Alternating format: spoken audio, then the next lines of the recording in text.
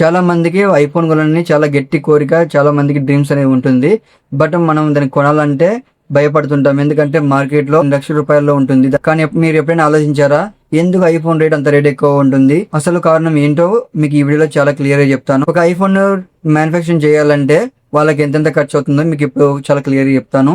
ఏ machines వాడతారు, వాళ్ళకి ఎంత ఖర్చు అవుతుంది, హోల్సేల్ రేట్ ఎంత పడుతుంది, కంపెనీకి ఎంత ప్రాఫిట్ వస్తుంది, మ్యానుఫ్యాక్చరింగ్ యూనిట్ లో వాళ్ళు వాడే హైటెక్ టూల్స్ ఖర్చు ఎంత, ఫోన్ రెడీ అయిన తర్వాత కంపెనీ మార్జిన్ ఎంత తీసుకుంటుంది, ఐఫోన్ మన దగ్గరకు వచ్చే లోపల ఎందుకు ఇంత రేట్ పడుతుందో మీకు ఈ వీడియో చాలా క్లియర్ గా చెప్తాను. ఐఎన్ మోడల్ ఐఫోన్ ప్రో తీసుకున్నట్లయితే ఆ మొబైల్ కి ఎంత అవుతుందో చూద్దాం. గ్లోబల్ రీసెర్చ్ రిపోర్ట్స్ ప్రకారం ఒక ఐఫోన్ విడి భాగాలకే $450 నుంచి $550 వరకు ఖర్చు వస్తుంది. అంటే కరెన్సీలో 36,000 నుంచి 48,000 వరకు ఓన్లీ పార్ట్స్ కే ఖర్చు అవుతుంది అన్నమాట. ఐఫోన్ డిస్ప్లే ఫిట్ చేయడానికి అంటే సామ్సంగ్ ఎల్జీ స్క్రీన్ ఫిట్ చేయడానికి మాత్రమే 9,000 నుంచి 10,000 వరకు కంపెనీ ఖర్చు అవుతుంది. ప్రాసెసింగ్ అంటే ఏ సిరీస్ చిప్ ఫిట్ చేయడానికి 4,500 నుంచి 5,500 వరకు అవసరం అవుతుంది.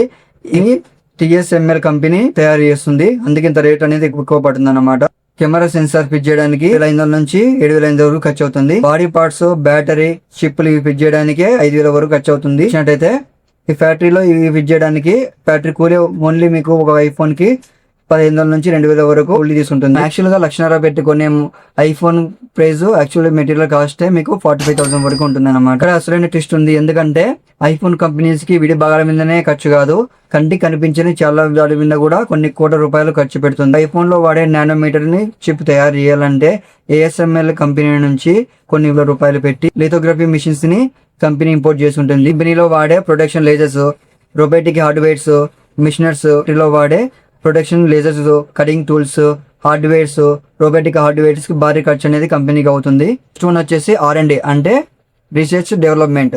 మనం ఈ రోజు వాడుతున్న software, camera algorithms, privacy protection and feature లాంటి వాటి మీద కొన్ని వేల మంది టాప్ ఇంజనీర్లు వర్క్ చేస్తూ ఉంటారు. వాళ్ళ కోసం కంపెనీ కొన్ని వేల కోట్ల రూపాయలు వాళ్ళ కోసం ఖర్చు పెడుతుంది అనమాట. కొన్ని internet shippings, global marketing and ads కూడా ఈ ఖర్చులోనే కలుపుతుంది అనమాట.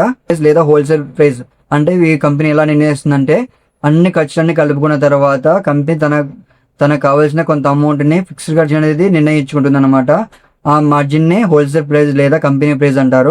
కంపెనీ యొక్క స్టాఫ్ సాలరీస్ అన్ని కలుపుకొని కంపెనీకి ఒక 60,000 రూపీస్ ఒక ఐఫోన్ పడింది అనుకుంటే వాటి మీద కంపెనీ వచ్చేసి ఒక 40 నుంచి 50,000 మార్జిన్ అనేది యాడ్ చేసిన తర్వాత ఇంటర్నేషనల్ పార్ట్నర్స్ కి లేదా డిస్ట్రిబ్యూటర్స్ కి, లోకల్ మార్కెట్లకు అనేది సప్లై చేస్తుంది. ఐఫోన్ వాళ్ళ రేట్ని ఎప్పుడు మార్చుకోదు, అలా రేటు మార్చుకోరు కాబట్టి వాళ్ళ దగ్గర క్యాష్ అనేది చాలా ఎక్కువగా రిజర్వ్ అయి ఉంటుంది. మనకి అక్కడ నుంచి వచ్చిన తర్వాత మనం ఇంపోర్ట్ చేసుకునేటప్పుడు రిటైల్ ప్రైస్కి వచ్చింది అనుకోండి, రిటైల్ షాప్కి వచ్చిన తర్వాత ఏమవుతుందంటే ఎందుకు అంత రేట్ ఇంక్రీజ్ అవుతుంది?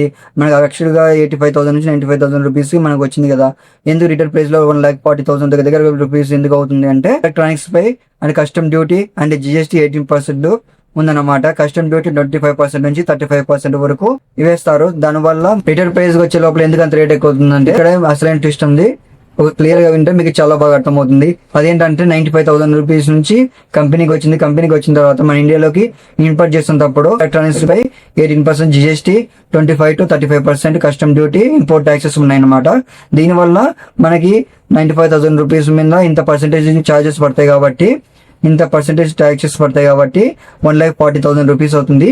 వాటిపైన కూడా వీళ్ళు రిటైల్ వాళ్ళు మార్జిన్ కొంత యాడ్ చేసుకొని రిమైనింగ్ అమౌంట్ వాళ్ళు కొంత యాడ్ చేసుకొని చేయడం జరుగుతుంది అన్నమాట. వాళ్ళ బ్రాండ్ ఒక స్టేటస్ సింబల్ గా తీసుకుంటుంది కాబట్టి వాళ్ళ రేట్లు అనేది చాలా ఎక్కువనే ఉంటాయి. కంపెనీ నుంచి ఏ పార్ట్లు ఎంత రేటు పడుతుంది, ఎక్కడెక్కడ ఇంక్రీజ్ అవుతుంది అమౌంట్, ఫైనల్ మన దగ్గరకు వచ్చే లోపల ఎంత అమౌంట్ ఉందో చాలా క్లియర్ గా మీకు డిస్ప్లే మీద ఇస్తాను, ఒకసారి చెక్ చేసుకోవచ్చు. ఐఫోన్ రెడీ అయిన తర్వాత పార్ట్స్ కి తయారీ ఖర్చు చేయడానికి ఎంత లేదన్నా 45,000 రూపీస్ వరకు ఖర్చు అవుతుంది. R&D అండ్ టూల్స్ మార్కెటింగ్ కలిపితే 65,000 రూపీస్ వరకు అవుతుంది. అంటే ఐఫోన్ రేట్ హోల్సేల్ రేట్ వచ్చేసి 95,000 రూపీస్ సేల్ చేస్తుంది. అంటే 65,000 కి 95,000 కి 30,000 రూపీస్ ఇంక్రీజ్ అయిపోయింది. నెక్స్ట్ మా దగ్గర వచ్చే లోపల ఎంత లేదన్న వాళ్ళు 1,40,000 రూపీస్ అవుతుంది. నుంచి 95,000 తీసుకొని అన్ని చార్జెస్ కలుపుకొని రిటైల్ వాళ్ళ అంత కలుపుకున్న తర్వాత మన దగ్గరకు వచ్చే లోపల 1,40,000 రూపీస్ మన చేతికి వచ్చేస్తుంది అనమాట. ఐఫోన్ కంపెనీ వెనుక ఉన్న అసలైన సీక్రెట్స్. ఎందుకంటే వాళ్ళకి అయ్యే ఖర్చు 45,000 రూపీస్ మాత్రమే. అక్కడ నుంచి వాళ్ళకి కనపడిన ఖర్చులు యాడ్ చేస్తారు, యాడ్స్ యాడ్ చేస్తారు అండ్ షిప్పింగ్ చార్జెస్ యాడ్ చేస్తారు అండ్ వాళ్ళకి సంబంధించిన చిన్న చిన్న ఖర్చులు, వాళ్ళు పెట్టిన పెట్టుబడి మొత్తం యాడ్ చేస్తే, వాళ్ళ మీద యాడ్ చేసిన తర్వాత అక్కడ వాళ్ళు వచ్చిన మొత్తం అమౌంట్ మీద 40 నుంచి 50% మార్జిన్ యాడ్ చేసి మనకి సేల్ చేస్తారనమాట. సేల్ చేసిన తర్వాత మనం ఇంపోర్ట్ చేసినప్పుడు గవర్నమెంట్కి 25 to 35% import taxes, custom duty pay చేయాలి. 18% జిఎస్టీ పే చేయాలి. అంతే. ఈ లోపల మనకు కొంత మార్జిన్ మనం యాడ్ చేసుకున్నాం కాబట్టి మనకి ఎంత లేదన్నా 1,40,000 రూపీస్ రిటైల్లో మనకు వస్తుందన్నమాట. మొబైల్ బ్రాండ్ వాళ్ళైతే ఏం చేస్తారంటే 25 నుంచి 35 వరకు వాళ్ళకి మార్జిన్ అనేది ఇచ్చేటట్టు డిస్కౌంట్ ఇస్తారు. కానీ యాపిల్ ఐఫోన్ వచ్చేసి ఓన్లీ 4 to 6% మాత్రమే వాళ్ళకి మార్జిన్ ఇస్తుంది. అది కూడా చాలా తక్కువ మార్జిన్తో వాళ్ళకి ఇస్తుంది కాబట్టి వీళ్ళు కూడా కొంచెం ప్రాఫిట్ యాడ్ చేసుకొని రీటైల్లో సేల్ చేయడం జరుగుతుంది. మీకు నెక్స్ట్ వీడియోలో ఎలాంటి కంటెంట్ గురించి మీకు వీడియో కావాలో మీరు కామెంట్ సెక్షన్లో కామెంట్ చేయండి. ఖచ్చితంగా మీకు నెక్స్ట్ వీడియోలో ఆ కంటెంట్ గురించి వీడియో చేస్తాను. మీలో ఎంతమంది ఐఫోన్ వాడుతున్నారు, ఎంతమంది కొనాలనుకుంటున్నారో ఒకసారి కామెంట్ సెక్షన్లో కామెంట్ చేయండి.